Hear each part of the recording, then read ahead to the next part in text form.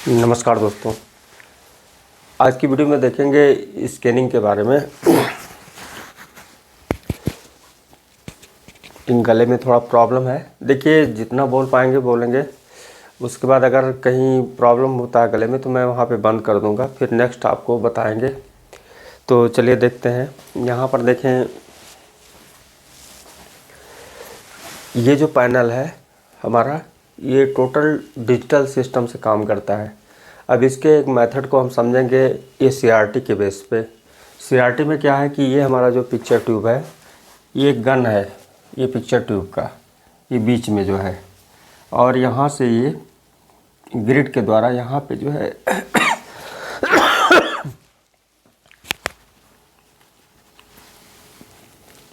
Electronic beam निकल रहे हैं। और ये इलेक्ट्रॉनिक बीम, ये जो इलेक्ट्रॉन बीम जो निकल रहे हैं, तो ये इलेक्ट्रॉन बीम क्या होता है, ये अपना एंगल चेंज करते हैं इसके मैग्नेटिक इफ़ेक्ट से। और ये मैग्नेटिक इफ़ेक्ट हमारा योक कॉइल है, ये हॉरिजॉन्टल और वर्टिकल दोनों लगे होते हैं सीआरटी के उस नेक पे। वहाँ पर देखें उसके गर्दन पे, जो यहाँ पे जैसे ये बीच में है, तो यहाँ से इसकी जो सिस्टम होती है इलेक्ट्रॉन बीम को फैलाने का और स्कैन करने का, ये यही इससे ही होता है। जैसे यहाँ पर देखें, ये नॉर्थ है, ये साउथ है, यानी ये जब यहाँ पे प्लस रहेगा तो यहाँ पे नॉर्थ रहेगा, यहाँ पे माइनस है तो यहाँ पे साउथ रहेगा। लेकिन यही अगर चेंज हो जाएगा तो जैसे हमारा प्लस यहाँ पे चला आया तो ये क्या होगा, नॉर्थ इधर आ जाएगा, साउथ इधर, यानी मैग्नेट चेंज होता रहेगा। और इसकी फ्रिक्वेंसी मैग्नेट की ये वर्टिकल की अलग होगी और हॉरिजॉन्टल की अलग होगी। इसी के अनुसार ये जो है इलेक्ट्रॉन बीम हमारे स्कैन करते हैं पिक्चर ट्यूब में। ये तो हो गया इसके मेथड स्कैनिंग के। अब आते हैं यहाँ पर जो ट्रांजिस्टर है, ये एच आउटपुट ट्रांजिस्टर है। यहाँ पे ये इसका कलेक्टर है और ये एमीटर है, ये बेस है। ये बेस है, ये एमीटर है, ये कलेक्टर है। अब यहाँ पर ये एचटी लगा हुआ है इसके कलेक्टर पे, जहाँ पे 110 की सप्लाई यहाँ से इन हो रही है। बीच में ये एचटी की बाइंडिंग है जो कि कलेक्टर पे जाएगी। फिर कलेक्टर पे एक पीएफ लगा हुआ है। फिर यहाँ पर ये कॉइल लगा हुआ है। ध्यान से देखें इसे, तब आप इसको समझ पाएंगे, क्योंकि इसका यानी पिक्सल का और इसका हम अभी कम्बिनेशन करके आपको दिखाते हैं। देखिए क्या है कि यहाँ पर देखिए एक पीएफ लगा हुआ है, यहाँ पे ये कॉइल है, ये कॉइल है, इसको समझ लें। अब ये जो यहाँ पे ये ड्राइवर की तरह इसे स्विच कराया जाता है बेस पे, ये एनालॉग फ्रिक्वेंसी है जो 15,625 हर्ट्ज़ की फ्रिक्वेंसी से इसे स्विच कराया जाता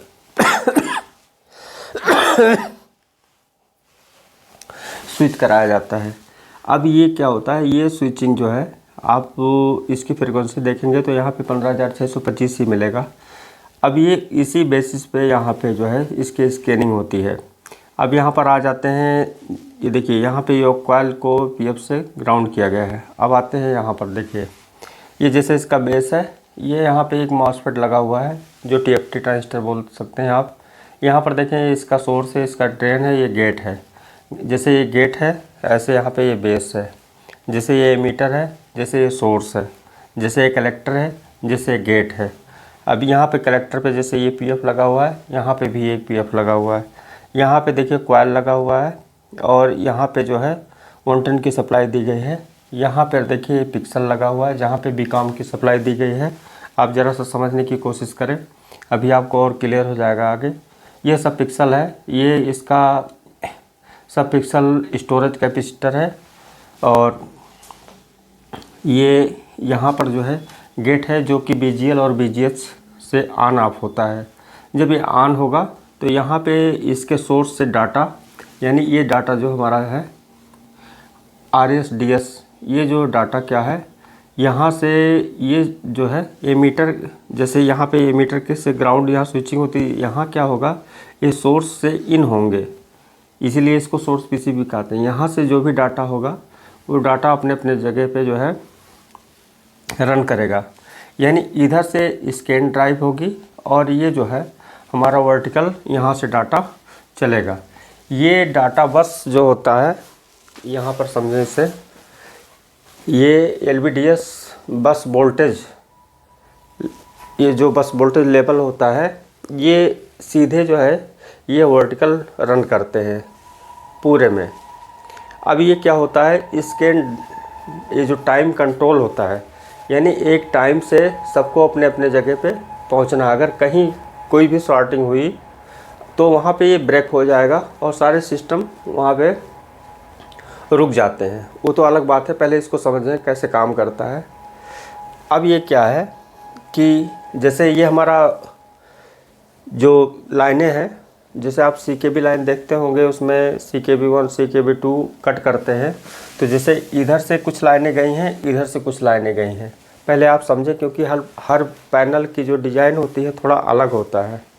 तो आप एक मैनुअली समझें कि जैसे एक फ़ैन होता है, मान लीजिए यहाँ पे इतने एरिया में जो भी लाइनें हैं, तो जैसे इतना हमारा 1 2 3 इसको डायरेक्ट कर दिए यहाँ से और एक साथ में इसको ले लिए, फिर इसके बाद 3 यहाँ पे ले लिए, 3 यहाँ पे ले लिए। अब ये 3 हमारा वो हो गया स्टेप। अब इसको हम फ़ैन से मतलब कंपैरिजन करते हैं कि जैसे कोई फ़ैन देखिए, जब वो आस्ते आस्ते मूवमेंट करता है तो वहाँ पे हमको एक एक पर दिखाई देते हैं, लेकिन वही जब फास्ट स्पीड में हो जाता है तो आपको पर नहीं दिखाई देते। तो सेम यही स्कैनिंग यहाँ पे है, वही फ्रीक्वेंसी मूवमेंट जब ये रन करती है तो हमारी जो आँख है वो एक लिमिट तक देखती है, उसके बाद जो है वो नहीं देख पाती। यानी हमारे जो कान और आँख सबकी एक फिक्स फ्रीक्वेंसी है, मैक्सिमम और मिनिमम सुनने की, अब देखने की। अब देखिए यहाँ पर जैसे ये मेथड तो एनालॉग पे था, यहाँ पे ये मेथड डिजिटल पे है। अब डिजिटल में आप समझें कि स्विचिंग तो इधर से लाइनों की स्विचिंग होगी। अब ये क्या होगा, ये जो डाटा है सोर्स, ये क्या होगा कि जिससे लिक्विड हमारे यहाँ पर, कहाँ पर दिखा दें, यहाँ पे ये लिक्विड क्रिस्टल जो जुड़े हैं इसके ड्रेन से, ये सोर्स के द्वारा यहाँ से जो डाटा हमारा RGB, जब ये हमारे ये मॉसफेट जब ऑन होंगे, BGH के समय ऑन होंगे, BGL के समय ऑफ होंगे। जब ये BGH यहाँ पर रहेगा तो ऑन होगा, तो ये डाटा क्या होगा, यहाँ पर जाएगा। तो जो जैसा डाटा यहाँ पर जाएगा उसी के अनुसार हमारे पिक्सल ग्लोइंग होंगे, क्योंकि RGB यहाँ भी होता है। RGB डाटा से जितने सारे कलर उसी के अनुसार बनते हैं, तो चाहे जो कलर होगा वो सेम अपने आप वहाँ पे मूवमेंट हो जाएगा। क्योंकि ये जो मूविंग होती है ये तो हॉरिजॉन्टल स्कैनिंग हुआ। अब ये क्या है कि इसको समझें आप, क्योंकि क्रिस्टल पे इसी तरीके से मूवमेंट मिलेंगे। अब ये जो बीच में LVDS बस वोल्टेज है, ये बीच से जा रहे हैं, ये एक एंगल है। जैसे आपको बताए थे कि जो भी लिक्विड में जो भी डाटा इन होंगे उसी के अकॉर्डिंग वो मूवमेंट करेंगे पिक्सल पे, और उसी के अनुसार वहाँ पे हमारे इमेज बनते हैं स्क्रीन पे। ये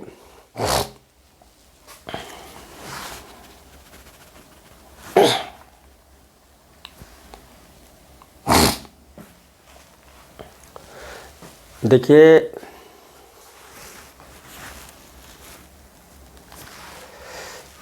ये हमारा जो गेट ड्राइव या स्कैन ड्राइव या रो ड्राइव, इसको कुछ भी बोल सकते हैं, जो साइड से तीनों सही है।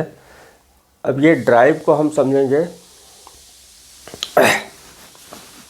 मैं नेक्स्ट बनाता हूँ, अभी कुछ प्रॉब्लम है।